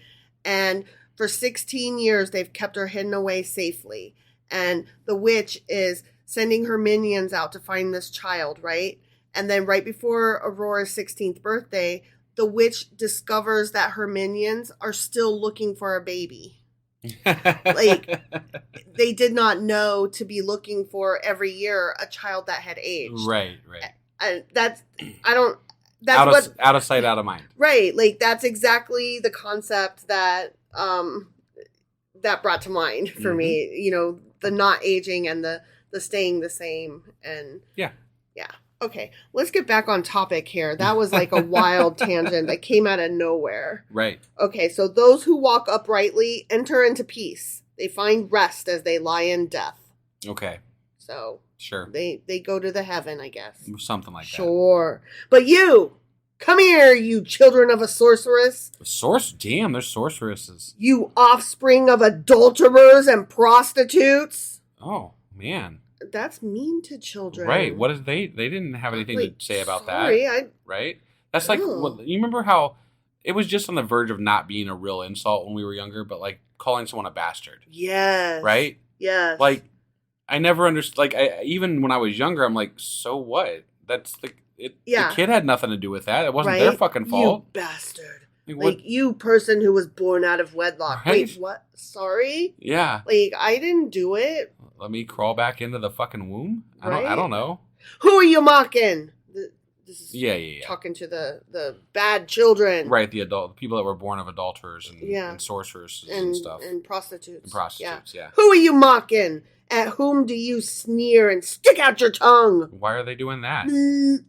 Are you not a brood of rebels, the offspring of liars? Wow, that is just so presumptuous of... Bad begets What? bad. And I have to believe that being how old the Bible is, like, there were classes, right? And if you were an adulterer, quote unquote, or a sorcerer, for God's sakes, that you belong to some sort of fucking subclass of people to begin with. So you were not allowed to become better, right? And therefore, why not stick your goddamn tongue out of people? Right? Fuck you, you know? Like, oh no, you're gonna label me something bad that I was already labeled just by being fucking born and living here. Yeah. Yuck. It's your own fucking fault. Yeah, I would stick my tongue out. Yeah. I do stick my tongue out. Yeah. You burn with lust among the oaks and under every spreading tree. You sacrifice your children in the ravines and under the overhanging crags. I'm not down with that. No, don't sacrifice your kids. Don't do that, guys. Yeah. Come on, stop with the child sacrifice. Not cool. The idols among the smooth stones of the ravines are your portion. Indeed, they are your lot. Yes, to them you have poured out drink offerings and offered grain offerings. In view of all this, should I relent? I don't know. Should well, you're you? God, so maybe you should relent. Yeah, you were very... I bet if you showed them love, love begets love. Right. I bet if you were nice to them and gave them a fucking chance in life. It's almost like he started to learn, like bringing the eunuchs in and the outcasts or whatever the fuck they were or whatever. Mm-hmm. It's like he started to learn, but he didn't get the full picture. Yeah. He's like... But not the children of prostitutes, though. You guys that got your dicks cut off, you can come in, but not you children of prostitutes. Right, yeah. None of that, please. Definitely no sorceresses. Oh. Yeah. You have made your bed on a high and lofty hill. There you went up to offer your sacrifices. Okay. Behind your doors and your doorposts, you have put your pagan symbols. Okay. That's where I put my pagan symbols. Forsaking me, you uncovered your bed. You climbed into it and opened it wide. That sounds like you made your bed, now you got to lie in it. It sounds to me like they're talking about having sex, but... Oh. Forsaking me, you uncovered your bed. You climbed into it and opened it wide. Opened it wide. Yeah. Okay. Like leaving the bed open, not just crawling into bed, but opening it wide. Ah, okay. Yeah, and he was just talking about adulterous people and shit like that. So you made a pact with those whose beds you love. Yeah, yeah, right. see? Yeah. Mm-hmm. Ooh, and you looked with lust on their naked bodies. I mean, as you do. I was gonna say, when I have sex, I look on my partner with lust. I mean, I don't think that's really abnormal. Right? Like, you're having sex. Right. You should look at your partner with lust. Yeah. If you are not feeling lusty when you are doing the sex, don't do the sex because, you deserve to feel lusty. One of the things I never understood, how some of the purity culture that's out there with Christianity and stuff, but like butt stuff's okay. What the fuck's up with that? It's not okay. Well, but like the loophole, it's better. The loophole. It's better than the other version of sex, right? Well, but it is, but it isn't. See, you're not supposed to do that, right? But it's bad. But if you're gonna do something, that's the one you should do. It's the poop hole loophole, right? Yeah. I'm like, you guys are being really fucking dumb. I mean, okay, so we've talked about, what is it, soaking, I think? Right, where the girl lays on the bed and the boy lays on top of her ready to go. And the friends who are all there jump up and down on the bed so that when his penis enters her, it's not really his fault. It's not his fault or her fault. Yeah. What can we do? Yeah. We were just for the record, guys, this is not a good idea if you want to keep from having, babies. Yeah. And still be in the purity culture thing. I don't know whom amongst you has not had sex ed, but it's still sex. That is still sex. Correct. When a penis enters a vagina or other orifice, that is sex. Right. And it could lead to pregnancy. It definitely could, yeah. So don't do it if you're not. Just in case anybody listening doesn't know that. Look, if you're just gonna have sex, have sex, and if you're gonna have sex, let it be lusty. That's all I'm saying. Do it safely. And do it safely and consensual. Right. My God. Yes. I don't know why. We've talked about death and sex ed. And we're going all over the fucking place with this chapter. I don't know why my brain is just all over the place. You went to Molech with olive oil and increased your perfumes. You sent your ambassadors far away. You descended to the very realm of the dead. Ooh, first you went up high, then you went down low. You went on the mountains and sacrificed your kids, and then you went down to the dead. And you remember how they said we'd never hear Molech's name again because they weren't going to mention him ever again? Right? That's weird. Now, yeah, that is strange. That is very strange. You wearied yourself by going about, you wearied yourself by such going about, but you would not say, it is hopeless. You found renewal of your strength, and so you did not faint. I didn't faint either. Okay. Yeah. There are a few times in my life when I have fainted. Have you? Yes. When my sister was getting a shot, I used to be so squeamish that I just, I think it's because I have such an active imagination. Yeah. Like I can picture some things and I say some things because there's other things that I cannot hold images of. Right. Whatever, that's a different topic. But a needle going into skin is like so offensive to me. Yeah. That because it's piercing you. Right. And so, yeah, I passed out. I fainted. Another time I fainted was when my son got his ears pierced. Ah. I fainted. I see. Yeah.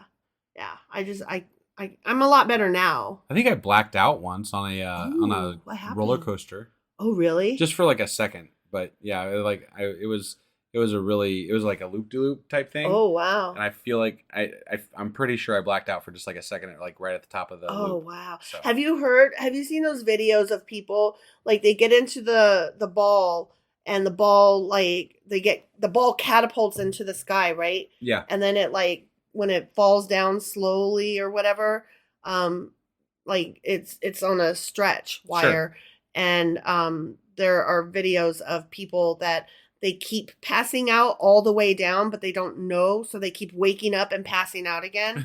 And like they literally stop breathing. Oh sometimes. My God. Yeah. Like wow. It's crazy. You haven't seen those videos? Not that no. Okay. Well, I'll have to send you some. Sure. They're crazy. Yeah. Okay. Ready? God's still talking Is about okay. fainting and whatever. All right. Whom have you so dreaded and feared that you have not been true to me and have neither remembered me nor taken this to heart?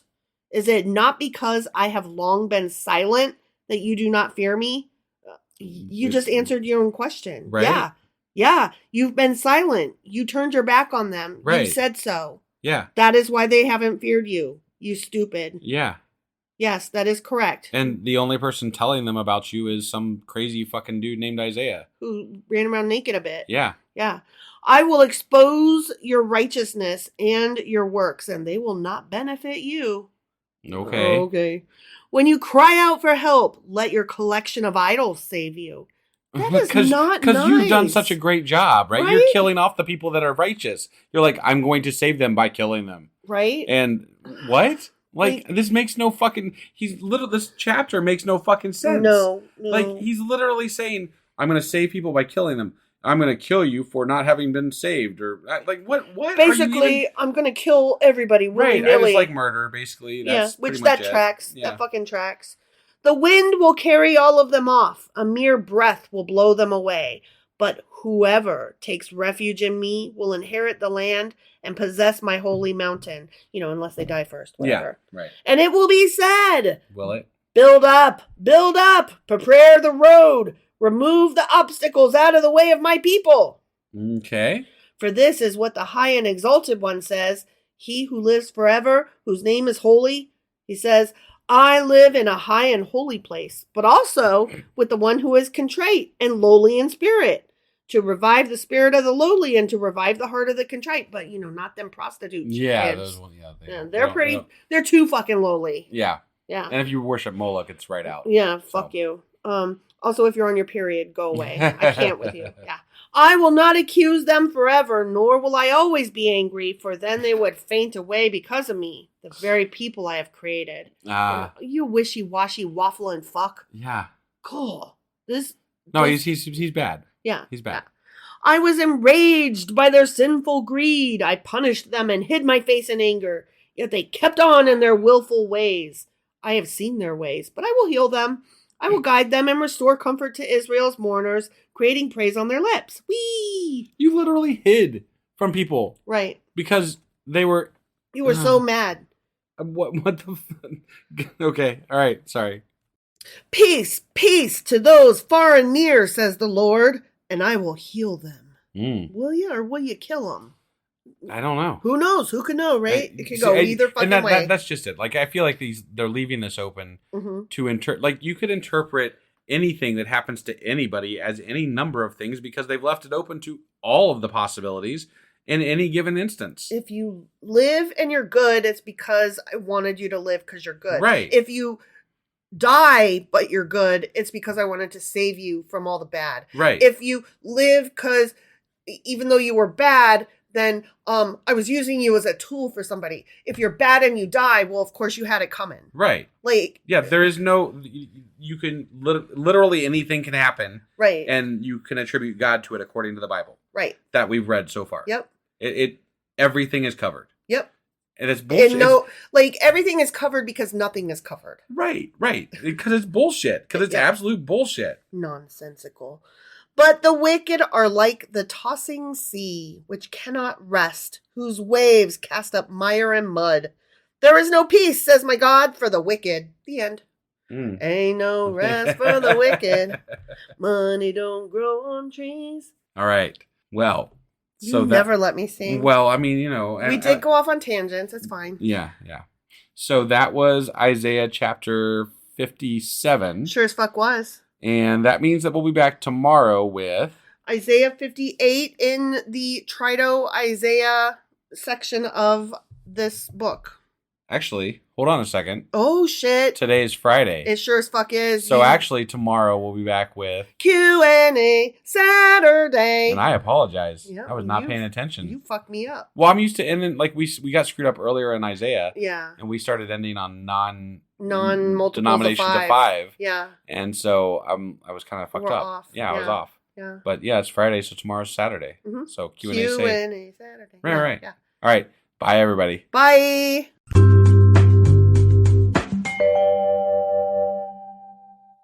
Husband. Wife. Do you know what we're doing today? Well, it's Saturday. Mm-hmm. That means that we're doing Q&A Saturday. And what are we Qing and Aing today?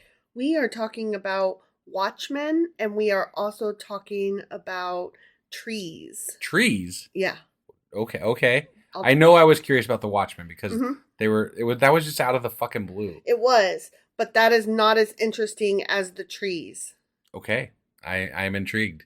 Okay. Are you ready to answer some questions? I am ready to answer some questions. Let's do this. Okie dokie.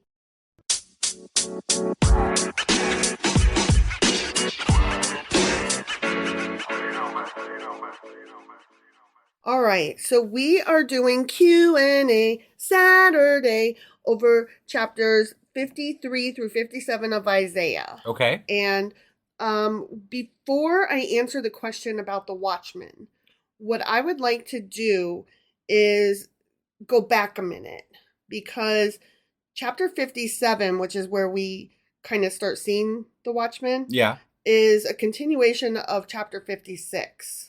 Right.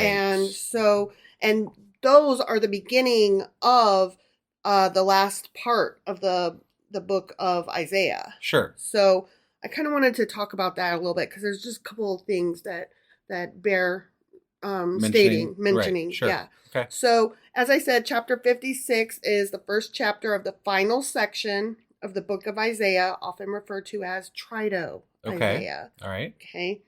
And the first part of that chapter talks about a promise for those outside the borders of Israel.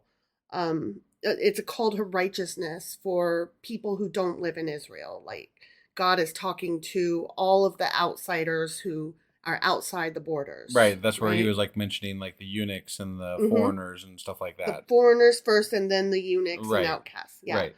So part of verse 1 says, "Maintain justice and do what is right, for my salvation is close at hand and my righteousness will soon be revealed."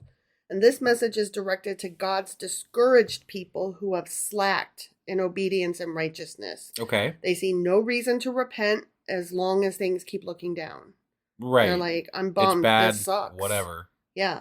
And God is calling them to keep justice, to do the righteousness, and, keep doing good in anticipation of what he will do. We kind of talked about this in that episode, that it's like, do you trust somebody who keeps breaking promises? Right. No. Yeah. He's like, don't look at my history. Trust what I'm telling you about what will believe happen. me, it will happen. Yeah.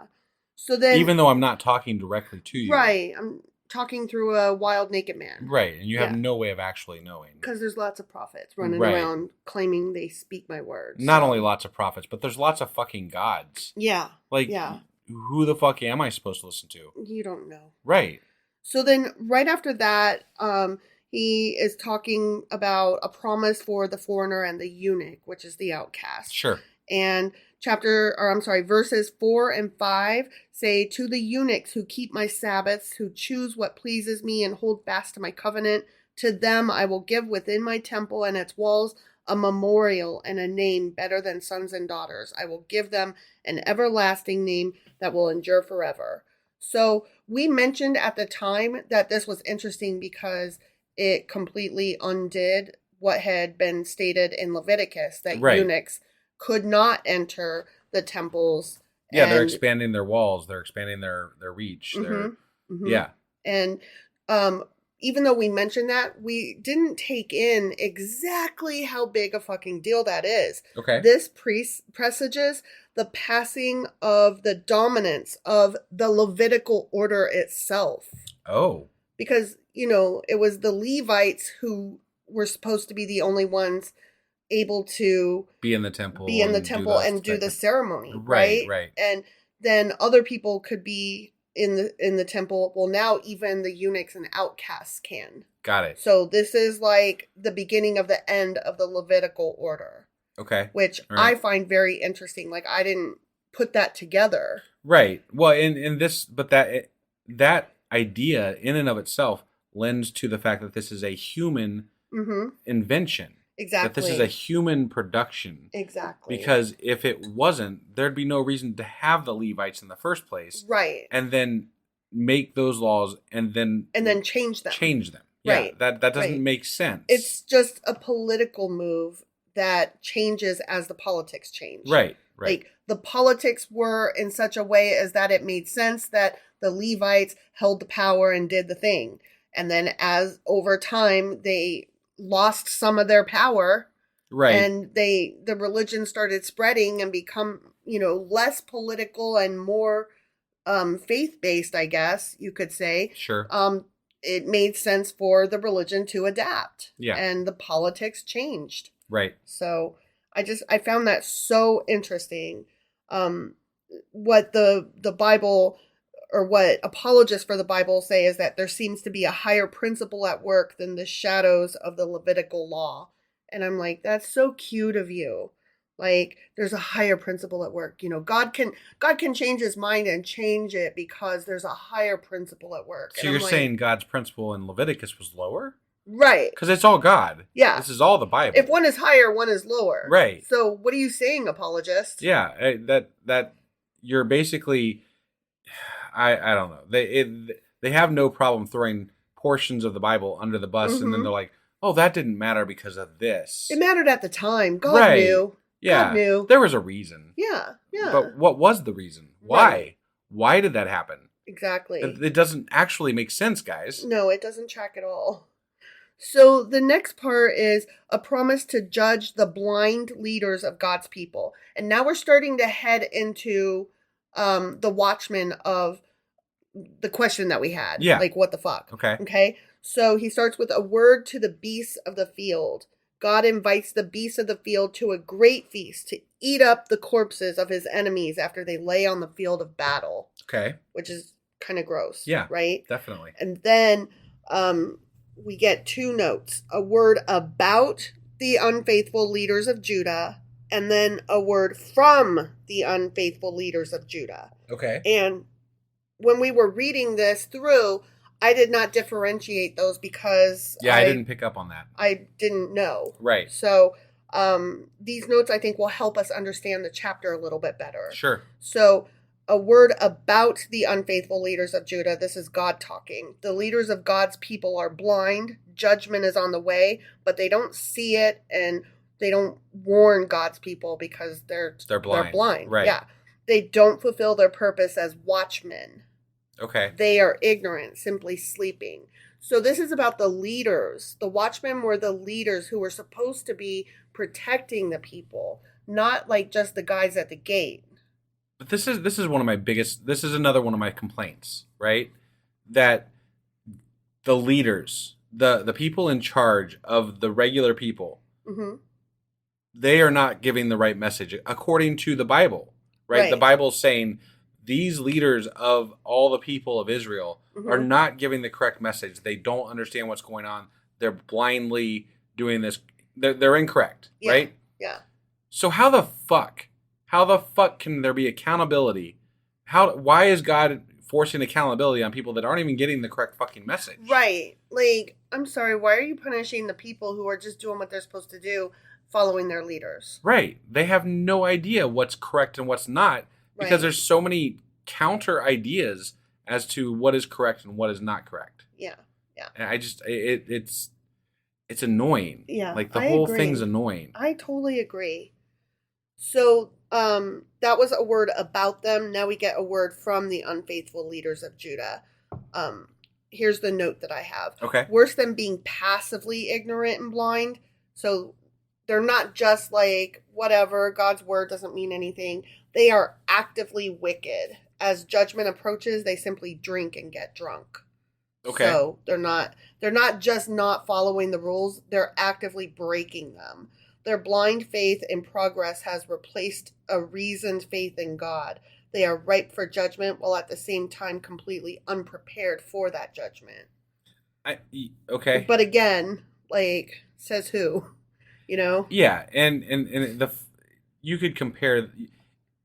Let's take today, right, where preachers and pastors, they're going further and further and further to the right, right? Yeah. They're becoming more and more crazy, essentially. Mm-hmm. And the crazier they are, the more attention they get and the more money they make, right?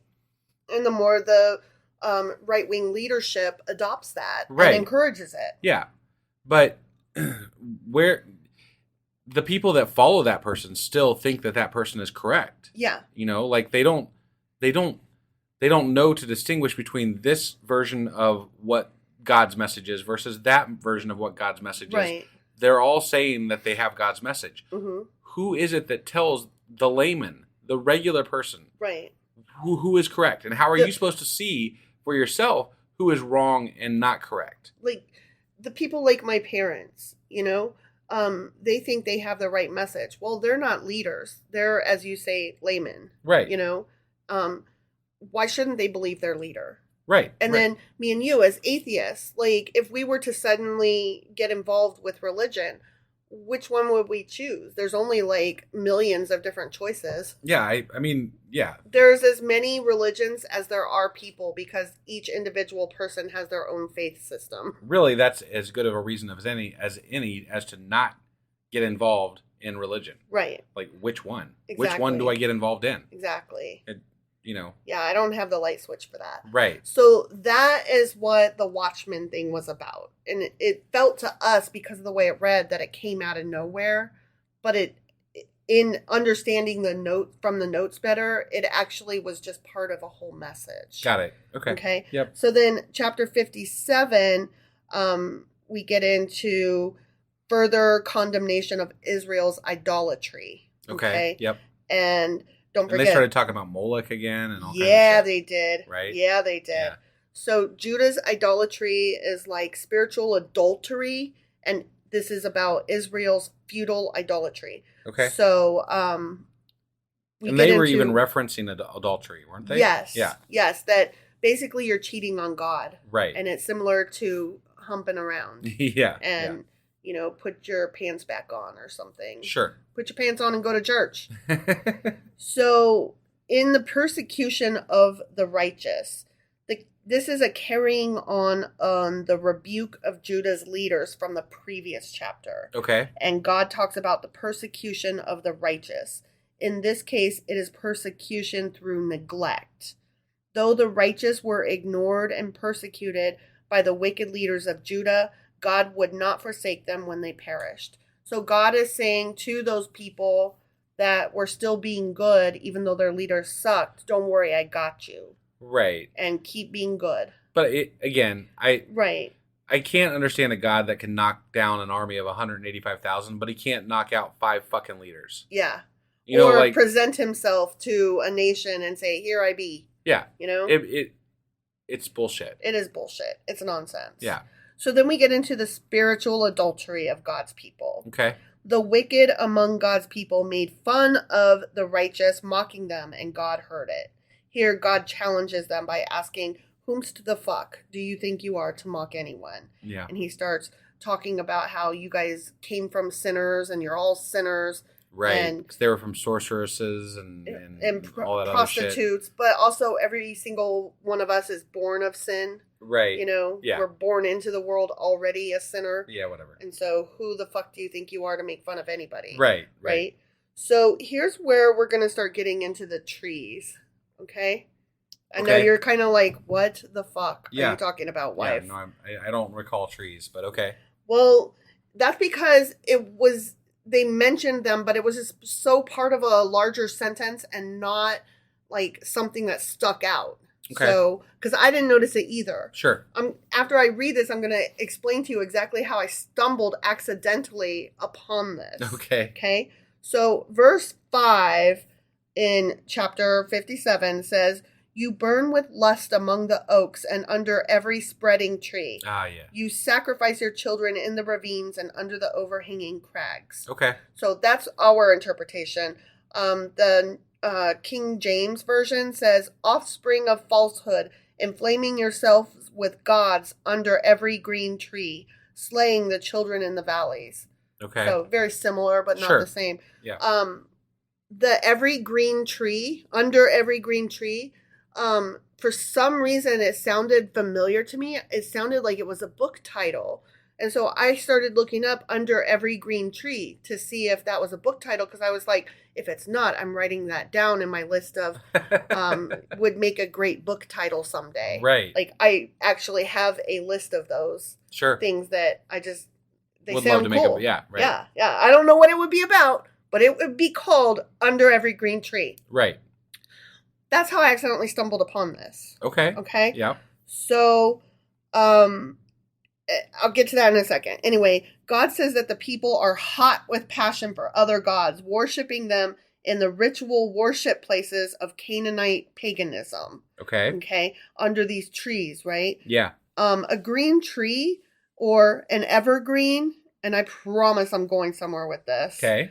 Was a place of such idolatry because the evergreen spoke of constant fertility. Well, and that was a pagan symbol, wasn't it? So, like there's a lot of Christians that rail against the Christmas tree because that's where it's I'm going with this. Part of like Saturnalia and just like that whole pagan side of it. Yeah. So there is no Christmas tree in the Bible, but there are plenty of pagan rites that took place underneath evergreen trees that they decorated. So the Christmas tree, yes, indeed, is actually very pagan. It wasn't just that they danced around it and decorated it, and that was evil because they're doing they're doing idolatry there. Right. They actually were performing lewd and lascivious acts under these trees. Right. And, sacrificing their children under these trees, all kinds of sex and bestiality under these trees. Right. Yeah. So, the evergreen itself is a tree of idolatry. Okay. In chapter 40, Isaiah spoke of workmen melting a graven image. We kind of talked about that. The goldsmith spreading it over with gold and casting iron chains to decorate the tree for the ritual. Huh. That is part of the decorating of that tree. And we didn't put it together. Yeah. You know what I mean? Right. It's so mixed in with other stuff that it's not the most important detail that sticks out. But when he was talking about melting down gold and making these idols, it's so funny to me that like, I mean, how much of the Bible have they talked about getting rid of other gods and getting rid of idols and all this crap, right? Mm-hmm. But what still exists in Christianity today? All the idols and all of the false gods. It's been incorporated into the fucking religion because apparently they just could never shake them. They could not get rid of them. And that's how we chose the day, December 25th, because it fell at the same time or around about the same time as other celebrations, Saturnalia being one of them. Right. And instead of destroying pagan temples, they rebuilt them. They built over them as churches. Right. And, temples of celebration and stuff like that. But it's just like this, they go through so much in the Bible to say we're going to destroy and never say again any of these things, right? Mm-hmm. And they still, thousands of years later, Yeah. they still exist. Yeah. They still exist as part of their own fucking religion. Yeah. Even It's though just- the it's Bible ridiculous. says no, we've adopted it. Yeah. And Christmas trees were actually banned in several American cities in New England Yeah. in the early years of America because they were pagan. Right. And so, I think I've heard that before. Yeah, I probably have too, but I just talking about these trees and the decorations and how they're like, stop doing that. Yeah. It just made me laugh. And, we're just coming out of the Christmas season. So I was like, it's not too late to talk about Christmas trees. It's never too late to talk about fucking There's still pagans. snow. I mean, we and- just had snow. So, Yeah. Yeah. Just had. It's still snowing. Well, yeah. Right. Yeah. So, several Catholic academics expressed support for the notion that Christmas is simply a reimagining of ancient pagan celebrations. Okay.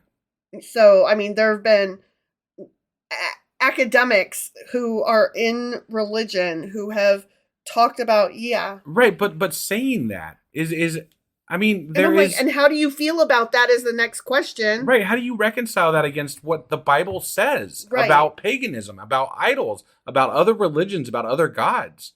How do you reconcile that and then still treat that as your own religion and not Mhm. like there is no there? It's all very. There's no questioning of it. Like Right. it's just part of it. It's just part of it. Exactly. And Exactly. we don't question it, much like we don't question anything else in the Bible. Right. Like it's all just canon and we accept It it, be what right? it be, Like that's how yeah. people treat it. Yeah. Why don't we there's some things like that Mm-hmm. that I know and I've known for a long time to be very pagan, to be very not Christian. They just feel pagan. Even if you don't know, you just have this feeling that doesn't seem like it tracks with anything biblical or Christian. Right. But I can't understand how people in the religion don't just ask that. Like, how do you not ask that question? How does that never come up? Well, I mean, Christmas is fun. And Right. decorating Christmas trees is fun. And we decorate the Christmas tree and we watch the Macy's Day Parade. And, we go to church on Sunday. Like, there's a schedule of things that white picket fence Karens do. I agree. Why would you ask something that works? Why would you question a thing that is working? But that's exactly why no one questions Christ or the Bible or anything else. It's the same reasons that we don't question why there are pagan trees in our fucking houses at Christmas time is the same reason why nobody in Christianity or religion in general really understands what they're talking about when they're talking about their own fucking religion and beliefs. Right. They don't know these things. They just believe what they've been taught. And Well- it just keep pushing the same fucking things forward because it's what they've been taught. Let me ask you this, and if you don't like this question, you can totally cut it from the episode.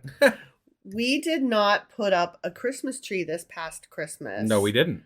We did not decorate at all. We now, didn't. part of the reason is because we moved into a new house earlier in the year in spring. Yep. And we can use the excuse that, well, all of our boxes are still, down in the basement and in the garage, and they just weren't easy to get to. But the truth is, if we wanted to decorate, we could have. Sure. And we didn't. But we didn't really do it the year before either.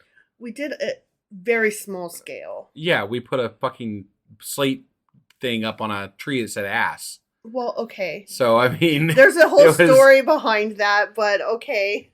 I mean, I'm just saying, like, we didn't really go out of our way to do it the year before. no, we didn't. We're not big. I mean, I have never really, like, to me, I'm good with the holiday time. I like getting together with family. But to me, giving is something that you should be willing to do any time of the year. It's not something that is specifically... it's not specific to this specific time Right. for any reason for me. No. Other than that's when I had time off school when I was Right. younger, and Right. that's when everybody else celebrates this time and gave gifts. Like that's the only thing that ties me to it is tradition, and I'm not as big on I like tradition, but I don't like tradition without reason. I don't like tradition without meaning. And to me, there's no meaning behind Christmas because I don't believe in what Christmas is. No, I've had an entirely different journey towards the non-decorating thing. And it was not as straightforward and thought out as yours. I grew up with, yes, Christmas does not have to be tied to a date on the calendar. We did not always celebrate Christmas on Christmas Day because my father was in the military. He did shift work. Sometimes he was either not available or TDY in another country. So, we had to celebrate when Dad was available to celebrate. TDY. Tour of duty. Thank you. Sorry. I knew what it meant. I just sent away on a task in another country. Right. Whatever your military job is. Yeah. Sorry. I remember one year my dad was sent to England while we were living in Italy. Yeah. So that's interesting. At any rate, so yeah, Christmas isn't tied to the calendar. I've always been there. I've never understood people who they have to celebrate it on the day. Right. Whatever it is. Yeah. Especially for birthdays. If your birthday falls on a Wednesday, you don't have to Who wants fucking to celebrate it a on Wednesday Wednesday. birthday, right? Right. Yeah. Celebrate on the weekend, either before or after, you dum-dum. Right. The calendar doesn't own you. You own the calendar. Right. Okay, but whatever. Anyway, but we did always decorate regardless. Sure. And it was just a thing. And so I was really disappointed as an adult. I would always wait for somebody to kind of be in charge of, and now we decorate. And have I ever wanted to? And you've never wanted to? And so it always was a quote unquote task, an obligation, a job that fell onto me, with me dragging you and the kids along because the kids didn't really want to decorate either. Right. And you, bless your heart, you were very sweet. You supported me in my being reluctantly in charge of doing it. You always made it jolly. Once I said, this is what we're doing. Right. You got on board quick.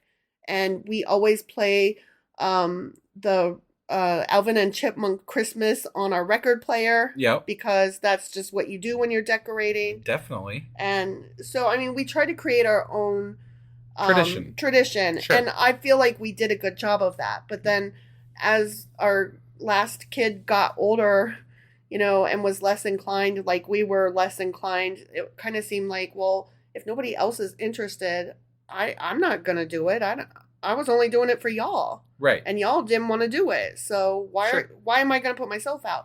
And then as we started this podcast, it became just even more of I'm sorry, why are we doing this again? So it took me a different route to get where I am today that I honestly don't think we'll probably be decorating for Christmas anymore. But we have talked about maybe starting some other tradition, doing something different. Yeah. I feel like I want to be on board with it, right? I want to feel what we're doing. So I feel like there should be something that we celebrate, about science or something along those lines, that we choose that time because that's when everybody else is celebrating something, right? Right. But we choose that time to celebrate something that we can get behind. And, and just like you said about the calendar, I don't give a fuck what it is. Right. Just as long as it's ours and we Right. can choose the date. It doesn't fucking matter. It's our holiday. So maybe we could still have a Christmas tree, but hang scientific, hang a microscope and I think that would be shit awesome. like that, and books and stuff. Deck out our entire house in science shit. That would be really badass. Right? No, Yeah. I would love that. Yeah. I could get down with that. Well, that's something to think about. And that's completely off topic, but you could see why I had to talk about trees, right? Yeah, no, I appreciate that. That I'm sure we missed a lot of nuances in the Bible. Oh, yeah, definitely. Just because there's so much meaning wrapped up in a lot of the little things that they say that we don't quite understand. We don't right? know to ask. And we don't know to ask. Right. So I'm sure we've missed more than we've gotten. Oh, yeah, definitely. But it's always fun to find these little, bits. Little about tidbits. Yeah, about these things that we already know are there. Mhm. We just don't know where to find all the little bits about it. You know? And that was a place. We found that was one. a place. We found one. Yeah, it's like finding Waldo. Exactly. All right. I think that was all you had for today's episode. Is that correct? That was all I had for today's episode, correct. Awesome. I hope we answered some questions for y'all. And we will be back tomorrow, which is Sunday for... We hadn't discussed it yet. We hadn't. And that's why I was looking at you questioningly, because I wasn't entirely sure. I think we need to talk about it. Yeah, so we'll be back tomorrow with something, probably. Yes. Probably a Patreon episode, if I had to guess. Yeah, I think we're behind on that. Oh, we are behind on both. Yeah. And the Patreon takes precedence over the book club. So right. I'm thinking that that's probably what we'll do, if not both. Sure. But we'll talk about it. Probably not both. Probably not both. We've been lazy lately. And we're still recovering, you know? Well, I mean, you can tell from my voice that I am still a little like... Yeah. No, and honestly, everybody I talk to, this sickness seems to just keep lingering for everybody. So, yeah. It is what it is. Right. But that being said, today we're going to go ahead and get on out of here. And we'll see you guys tomorrow for something. And then on Monday, we'll be back with Isaiah chapter 58. That's right. We'll see you then. Bye.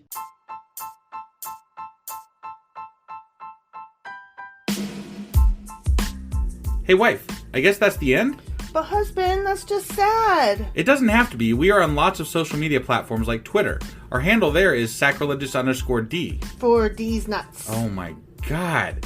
Stop doing that. Anyway, we're also on Facebook, Instagram, and Pinterest. There's a link to all of our social media sites at our website. Ooh, we have a website? Yeah, it's sacrilegiousdiscourse.com, where you can also find a link to our merch shop. We have a merch shop? Yep, we have podcast-themed clothing, mugs, notebooks, and more, as well as an atheist and science-themed products.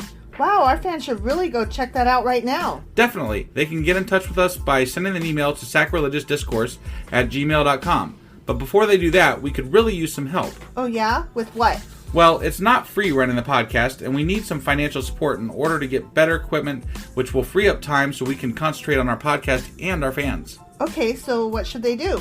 Head over to patreon.com/sacrilegious discourse and sign up as a contributor on our podcast.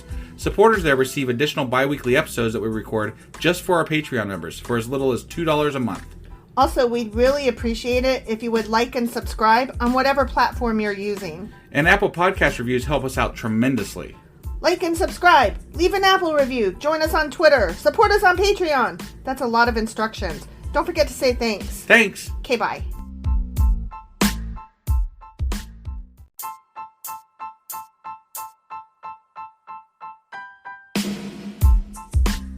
Hey, wife, I guess that's the end?